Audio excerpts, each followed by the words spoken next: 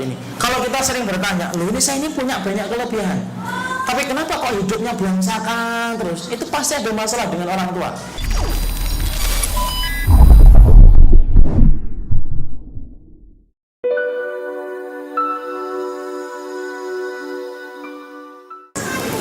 Yang kedua, persoalan yang kemudian sering kita jumpai adalah kenapa kadang-kadang hidup kita merasa belangsakan gitu. Padahal kemudian kita merasa kita punya kelebihan. Ataupun bapak dan ibu pernah menjumpai seseorang itu kelihatannya baik, kelihatannya pintar, banyak kelebihan yang dimiliki olehnya. Tapi ternyata kita menjumpai orang ini tuh pintar, sering sekali mendapatkan proyek-proyek besar, tapi ternyata selalu gagal dan hidupnya belangsakan kalau kata orang Betawi. Padahal harusnya dia lebih beruntung dalam tanda kutip daripada saya. Tapi sering sekali kita menjumpai masalah-masalah dalam hidupnya itu terus datang kesulitan-kesulitan dalam hidupnya itu. Dan dia sendiri bingung ketika menghadapi itu. Ataupun itu pernah kita dapatkan, tiba-tiba hidup kita jadi susah, Pak. Sampai kemudian kadang-kadang kita bingung, ini masalah yang saya hadapi ini sebenarnya apa sih? Maka kemudian Syekh Utsaimin menyatakan dan menjawab untuk kita, kalau kemudian kita mendapati persoalan diri kita sudah mulai kemudian ribut, sudah kemudian kita mendapatkan masalah-masalah itu bertubi-tubi, sampai kemudian masalah itu kita melihat tidak ada ujungnya dalam setiap masalah yang kita sedang hadapi itu. Padahal secara kalkulasi di atas kertas kita ini adalah orang yang punya kelebihan dan bisa menyelesaikan masalah itu, tapi ternyata kita juga gagal untuk menyelesaikan masalah itu. Ulama mengatakan, kalau ada yang tidak beres dalam hidupmu, pasti ada yang tidak beres hubungan kamu dengan orang tua. Ini yang kedua, Pak. Makanya kita kemudian diingatkan di dalam surat Al-Ahqaf ayat yang ke-15. Dalam surat Al-Ahqaf ayat yang ke-15, Allah kemudian berfirman kepada kita, wa wasainal insana biwalidayhi ihsana hamalatu ummuhu kurhan wa wada'atuhu kurhan wa hamluhu wa fisaluhu 30 syahra hatta idza balagha ashuddahu wa balagha 40 sanatan qala rabbi auzi'ni an ashkura ni'mataka allati an'amta 'alayya wa an a'mala salihan tardah wa aslih li fi dhurriyyati inni tubtu ilaika wa inni minal muslimin. Surat Al-Ahqaf 15. Maka di antara penjelasan pada ayat ini dikatakan Allah itu menggandingkan antara syukur kita kepada Allah itu digandingkan dengan perintah syukur kita kepada orang tua. Kenapa? Karena ternyata kebaikan hidup kita itu tidak akan pernah lepas dari kebaikan kita berterima kasih kepada orang tua kita. Makanya sampai kita menjumpai apa yang dikatakan oleh Rasulullah dalam sebuah hadis pendek, Pak. Rasulullah mengatakan tidak ada kebaikan yang Allah segerakan kebaikan itu untuk dibalas di dunia kecuali kebaikan kita kepada orang tua. Dan tidak ada kejahatan yang Allah balas di dunia sebelum kejahatan itu nanti dibalas di akhirat kecuali kejahatan itu kepada orang tua. Makanya maaf kalau kita sering menjumpai diri kita, kakak kita, adik kita, kok ternyata kehidupannya itu penuh dengan ketidakberesan hidupnya. Di antara penyebabnya dan pemicunya pasti ada yang tidak beres hubungan dia dengan orang tua. Yang saya katakan di sini bukan harta loh ya, bukan materi dan bukan kerjaan apapun itu. Entah dia tiba-tiba dapat masalah, tidak pernah berhenti masalah itu. Pasti ada yang salah dalam kehidupan dia bersama orang tua. Karena kita mendapati para ulama menempatkan tidak ada amalan yang paling besar setelah amalan beriman kepada Allah kecuali adalah berbakti kepada orang tua. Makanya kita jumpai, Pak, ada seorang sahabat minta izin untuk berjihad bersama Rasulullah. Nabi tahu latar belakang orang ini punya orang tua yang tua. Nabi bertanya, kamu punya orang tua? Punya ya Rasulullah. Fafihi ma fajahid, kepadanya lah kamu berjihad dulu sebelum kamu berjihad membela kalimat Allah. Allah itu, Pak, tidak pernah menyamakan kedudukan muslim dan kafir dalam satu posisi yang sama, kecuali hanya pada satu tempat, ketika mereka menjadi orang tua. Kalau mereka jadi orang tua, Pak, mau kafir kayak mau muslim, maka kita tetap diperintahkan untuk berbuat baik kepadanya, saking besarnya kedudukan orang tua di hadapan Allah. Makanya maaf kata Pak, kalau ada orang tua sampai bunuh anak, dalam literatur hukum Islam dan syariat Islam, orang tuanya tidak bisa dikisos. Kenapa? Kisos terhalangi ketika ada hubungan anak dan bapak sampai terjadinya pembunuhan. Makanya Nabi sampai berkata, anta wa malu kali abika, kamu dan hartamu itu milik orang tua. Jadi maaf kata ini, kalau tiba-tiba saya ini ditanya sama bapak saya telepon, rekening kamu ada berapa? Rekening saya ada 60 miliar Pak. Contoh terserah saya, mau sok 6 juta, tidak enak banget contoh. Rekening saya ada 60 miliar Pak. Ya sudah, urusin ya. Seminggu ini harus ditransfer, bapak lagi butuh untuk bangun masjid, saya ambil uangmu semua. Saya mengatakan tidak, saya dosa Pak. Orang tua saya tidak salah. Kenapa? Saking besarnya kedudukan harta kita dipegang sama orang tua kita. Makanya maaf ya, saya pernah mendengar di YouTube itu Pak, ada sebuah kajian di YouTube, ada seorang ulama mengadakan siaran langsung. Kalau televisi Arab Saudi itu kan sering sekali ada ulama-ulama besar duduk, kemudian nanti ada tanya jawab antara narasumber dengan koresponden yang melihat acara itu berlangsung.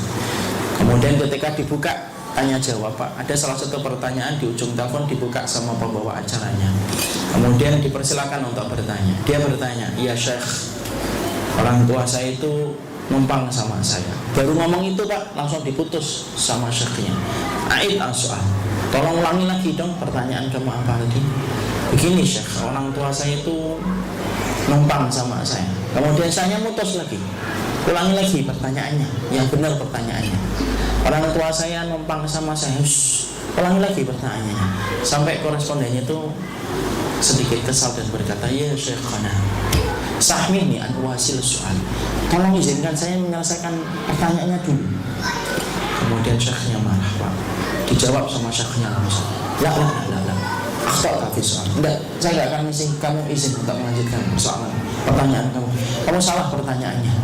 Bukan mereka yang numpang sama kamu, tapi kamu yang numpang sama mereka. Langsung kemudian syekhnya mengatakan kepada pembawa acara, yaitu putus saja teleponnya, supaya dia belajar dulu dengan pertanyaan yang diajukan sebelum nanti betul-betul bertanya. Disitulah kita paham, itulah kedudukan orang tua Pak. Makanya kalau ada masalah dalam kehidupan kita, apapun itu, sampai urusan kita sama anak itu, pasti ada hubungan kita dengan orang tua. Tidak ada satu ibadah yang turunannya begitu banyak kecuali ibadah itu adalah orang tua Pak. Sampai anak-anak kita itu termasuk turunan dari masalah kita dengan orang tua. Makanya kan sampai kita mendapati para ulama menyampaikan kan, kedudukan anak itu sama dengan kedudukan kita dulu ketika memperlakukan orang tua kita. Makanya Wahab bin Munabbih sampai mengatakan, "Man wakhara walidayhi razaqahullah waladan yuwaqiruhu, wa man lam yuwaqir walidayhi razaqahullah waladan lam yuwaqiruhu." Siapapun yang hormat sama orang tuanya, cash kontan Allah akan ngasih anak yang hormat kepadanya persis sebagaimana dulu dia hormat kepada orang tuanya. Tapi siapapun anak yang tidak pernah hormat sama orang tuanya, Allah ngasih kontan cash persis sebagaimana dulu dia tidak pernah hormat kepada orang tuanya. Maaf kata nih, kita jarang ini ngobrol dengan orang tua kita. Persis itu Allah akan kirimkan anak yang akan jarang ngobrol dengan kita Pak. Persis dulu kita memperlakukan orang tua itu, maka anak itu akan memperlakukan yang sama untuk kita.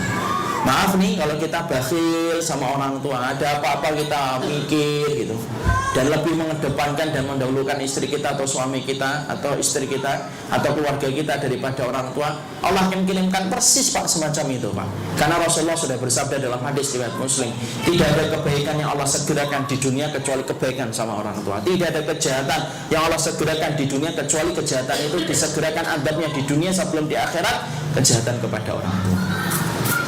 Makanya kalau kita melihat ada saudara kita, teman kita hidupnya belangsakan gitu, teman satu kantor tapi selalu dia curhat sama bapak, "Hidup saya nggak pernah beres-beres ya." Coba tanya deh dengan baik, kamu ada nggak masalah dengan orang tua? Karena pasti salah satu di antara pemicu masalah dan tidak beresnya persoalan hidup kita itu ya salah satunya tidak beresnya hubungan kita dengan orang tua Pak. Makanya sampai kemudian kita mendapati kalau kita memperbaiki hubungan kita dengan orang tua, para salaf sampai mengatakan Allah jamin, Allah akan rapikan hidupmu selama kamu sudah merapikan hubungan kamu dengan orang tua. Makanya kan saya aja pernah baca Pak, etnis Cina nulis di sebuah pesan berantai WA, dan ini sudah sering saya sampaikan ini.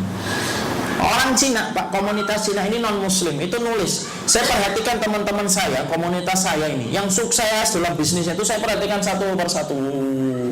Ternyata saya menjumpai dan mendapati teman-teman saya yang sukses itu karena mereka memperlakukan ibu mereka itu kayak raja, rezeki mereka dan bisnis mereka kayak raja.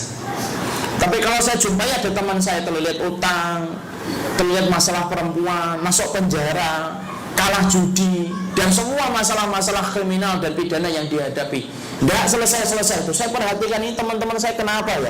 Oh, saya selalu mendapati benang merah yang menyamakan satu dengan yang lainnya. Benang merahnya apa? Mereka memperlakukan ibu mereka kayak pembantu. Makanya urusan hidup mereka itu kayak pembantu. Jadi inilah yang menjadikan kita memahami dalam surat ini. Kalau kita sering bertanya, loh ini saya ini punya banyak kelebihan, tapi kenapa kok hidupnya belangsakan terus? Itu pasti ada masalah dengan orang tua. Makanya saya maaf ya Pak, kalau ada anak sudah mulai memburuk-burukkan orang tua, saya tidak mau deket Pak. Kenapa? Lu sama ibunya aja tidak baik, apalagi sama kita Pak. Kalau sama ibunya aja sudah tidak berharga, itu semua yang dilakukan ibunya. Padahal kita paham air susunya ibu harus dibalas. Kita harus paham keringatnya seorang ayah itu ada harganya yang harus dibalas dengan baktinya kita kepada mereka. Kok sampai kemudian ada orang, walaupun dia tampaknya solih, tetapi kemudian dia memburukkan ibunya, walaupun dia mungkin benar, cara dia memburukkan ibunya di hadapan orang, sudah cukup bagi saya untuk mengatakan dia bukan orang baik di hadapan Allah. Kenapa? Kesolihan itu berbanding lurus dengan tingkat baktinya seorang anak kepada orang tuanya. Dan itu sudah dikenal ijma oleh para ulama salaf terdahulu. Semuanya sepakat tentang itu dan tidak ada yang berbeda masalah itu. Makanya maaf ya, sampai urusan jihad sekalipun, ada orang yang kemudian jihad, matinya juga karena membela kalimat Allah, niatnya ikhlas, fisabilillah dia mati. Tapi kalau dengan dia berjihad disertai dia durhaka sama orang tua, dia bisa langsung masuk surga secara otomatis sebagaimana teman-temannya langsung masuk surga. Dia ditempatkan di tempat yang disebut tempat araf yang tinggi di depan surga, di atas neraka, tapi nggak bisa langsung masuk surga. Kenapa? Karena darah yang menetes ketika berjihad mengharamkan dia masuk neraka. Karena darah kalau netes karena membela kalimat Allah, dia bisa masuk neraka, tapi juga dia nggak bisa masuk surga. Kenapa? Surga tidak pernah dilewati sama orang yang pernah durhaka kepada orang tuanya dan tidak bertaubat. Makanya inilah yang menjadikan kita merhatikan gitu. Kok hidup kita belangsak ini? Ini pasti ada hubungan kita yang kurang benar nih sama orang tua kita ini. Bapak kemudian punya utang buahnya, tidak selesai-selesai utang itu. Padahal sebenarnya secara hitungan bapak itu, saya itu sudah bisa menyelesaikan utang itu harusnya. Kok tidak selesai-selesai? Ini pasti ada hubungan kita yang kurang ramah dengan orang tua, sampai Allah berikan hidup kita agak berantakan dalam masalah itu. Saya punya kisah nyata ini Pak. Ini kisah nyata ini daerah Bekasi, bukan dari Bintaro, karena saya tinggalnya di Bekasi. Saya punya seorang jamaah jualan madu Pak, Habatus Sauda. Jualan madu, jualan Habatus Sauda. Maka ketika beliau jualan madu Habatus Sauda itu, pernah ada salah satu konsumennya datang itu, termasuk langganan. Itu tampak pada waktu hari itu ketika beli itu kalut gitu, wajahnya itu kucel gitu. Katanya lagi banyak masalah. Ditanya, dia berani, Pak, ada masalah ya Pak? Ya mencoba untuk basa-basi dengan konsumen. Kemudian bapak itu ngomong, iya Pak, saya ada masalah Pak.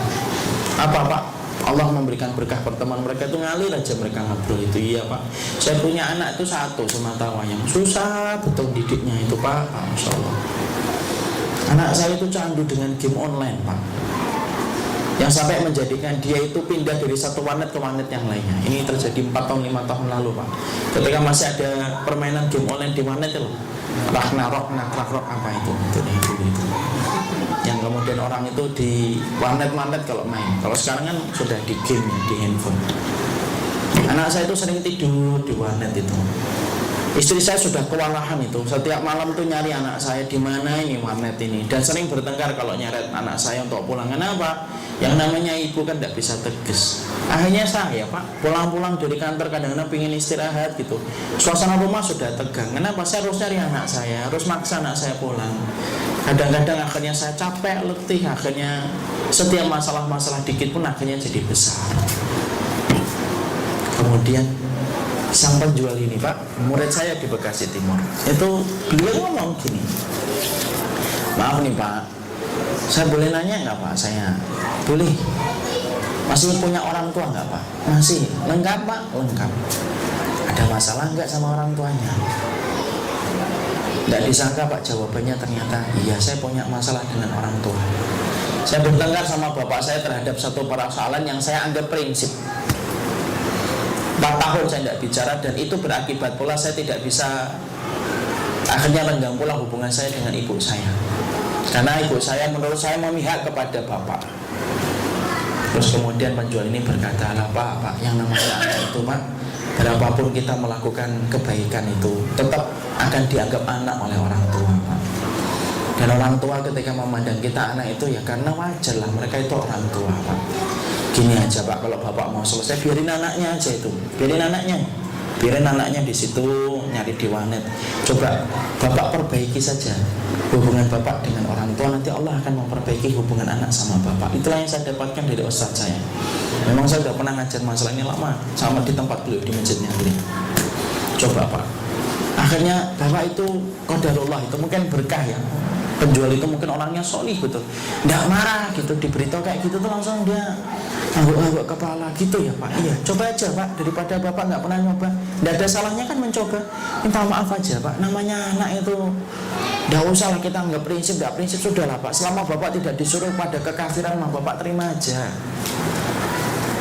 Akhirnya singkat ceritanya Pak pulang Pak, beliau ini ke Tegal, orang Tegal, kerjanya di Sudirman sini, di Jalan Jakarta Pusat. Pulang dia cuti Pak, sampai sepekan dia perbaiki, dia takzim, dia nangis minta maaf sama bapaknya. Dia langsung pulang, dia kembalikan supaya mencair kembali, diajak bapaknya pergi di Tegal itu, dan sampai sepekan itu. Setelah sepekan itu balik, kemudian anaknya itu tetap asalnya tidak balik Pak, 1-2 pekan, 3 pekan, 1 bulan, 2 bulan, tetap masih kayak gitu. Dia tetap sabar, dia perbaiki. Sembari dia memperbaiki terus hubungannya dengan bapaknya, dia telepon, diajak bicara, ngobrol-ngobrol dengan bapaknya, terus dia lakukan itu Pak. Sampai akhirnya ketika pada satu waktu tiba-tiba anaknya pulang, jarang pergi lagi ke warnet, sampai bapaknya sudah mulai curiga, ibunya sudah mulai seneng gitu, anak kita sudah mulai jarang pergi. Sampai kemudian Pak, jangan buru-buru senang dulu, kita tes dulu nih kenapa kok jarang-jarang keluar lagi sekarang. Ditanya kenapa tidak pernah keluar lagi, nah gitu. Anaknya tidak jawab, cuma jawab bosan gitu. Tapi bapak itu yakin ini masih ada masalah. Tidak mau pergi lagi, enggak. Mau duit nggak nih, sana main lagi di mana? Enggak Pak. Sampai akhirnya diajak bicara, pergi ke masjid, ikut taklim Pak. Akhirnya Masya Allah. Dan ketika saya ngajar di masjid itu, penjual itu sama bapak ini akhirnya dikenalkan ke saya. Sampai kemudian dikenalkan anak itu. Setelah dikenalkan, saya sebelumnya nggak ngerti. Setelah anak itu pergi duluan, bapaknya sama penjual korma, yang penjual madu itu masih sama saya. Baru cerita itu. Padahal kalau bapak melihat anaknya, ketika saya lihat itu, loh kelihatannya itu tidak ada bekas bahwasanya dia itu anak yang nakal. Seakan-akan anak itu baik, solih, pendiam, ramah, sopan orangnya. Kapan dia? Bapak itu mengatakan, saya perbaiki hubungan saya dengan orang tua Ustaz, Allah perbaiki kualitas anak sama saya. Itu Pak, makanya tadi saya sampaikan, ibadah itu kadang-kadang tidak punya turunan-turunannya Pak, akibat-akibat yang lainnya. Tapi kalau sama orang tua, durhakanya orang tua, kita sama orang tua, turunannya itu banyak. Sampai turunan anak pun akibat dari masalah kita dengan orang tua kita. Makanya hari ini di antara perkara yang kemudian kita harus mengerti adalah, kalau kita termasuk orang yang kadang-kadang bertanya, kenapa hidup saya belangsakan banget ya? Padahal kelihatannya saya ini pintar, IP-nya 4 gitu. Dulu aja Masya Allah orang pada senang sama saya gitu. Kok sekarang hidup saya kok mentok di sini aja? Itu pasti ada masalah. Dan itu saya juga dapetin Pak di Jakarta Barat, ada orang Pak, orang-orang sepuh gitu, tapi sepuh itu Masya Allah orang sebenarnya baik gitu. Cuma masalahnya adalah tanpa beliau sadari sering menyakiti ibunya, karena saya ngajar dulu sama keluarganya, ibunya juga, anaknya juga. Tanpa disadari rasa anak dia sering menyakiti ibunya. Ya segitu-segitu aja hidupnya kualitasnya, tidak pernah lebih. Padahal semua keluarganya itu mengatakan, keluarga kita ini pintar-pintar Ustaz, dapat beasiswa ke luar negeri itu banyak Pak keluarga itu. Tapi ternyata bapak itu dikatakan dan ditahbis yang paling pintar di antara keluarganya.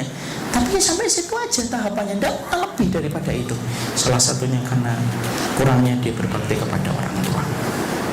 Disitulah itu yang kedua yang kita jumpai. Kalau kita bertanya, kenapa ya hidup saya ini belangsakan gitu, padahal saya dari kecil banyak kelebihannya dan saya ini pintar orangnya, tapi ternyata hidup saya mentok di sini-sini aja. Itu salah satunya karena ada masalah kita dengan orang tua kita. Itu yang kedua.